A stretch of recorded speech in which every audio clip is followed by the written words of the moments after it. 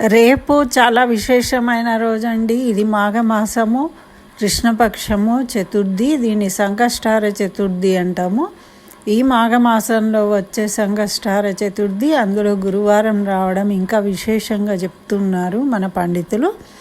కాబట్టి ఎవరికైతే ఆర్థిక ఇబ్బందులు ఉన్నాయి, ఏ పనులు కావట్లేదు, ఆటంకాలు ఏర్పడుతున్నాయి, కార్యసిద్ధి కావట్లేదు అనుకున్న వాళ్ళు తప్పకుండా రేపు ఒక పసుపు ముద్దగా గణపతిని తయారు చేసుకొని తమలపాకు మీద ఉంచి నెయ్యి దీపం వెలిగించి పూజించండి గరకతోని.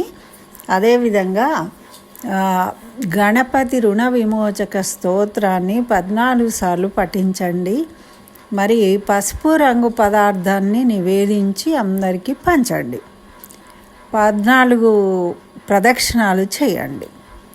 ఈ విధంగా చేసినట్టయితే మనకు ఆ గణేశుని యొక్క అనుగ్రహంతో ఆటంకాలు తొలగిపోతాయి. గురువు అనుగ్రహంతో మనకు అన్నిటా విజయం కలుగుతుంది. ఆర్థిక ఇబ్బందులు తొలగిపోతాయి. రుణ బాధల నుండి విముక్తులమవుతాము. కార్యసిద్ధి కలుగుతుంది అని మన పెద్దలు చెప్తూ ఉన్నారు. కాబట్టి అందరూ చేయండి, ఫలితాన్ని పొందండి.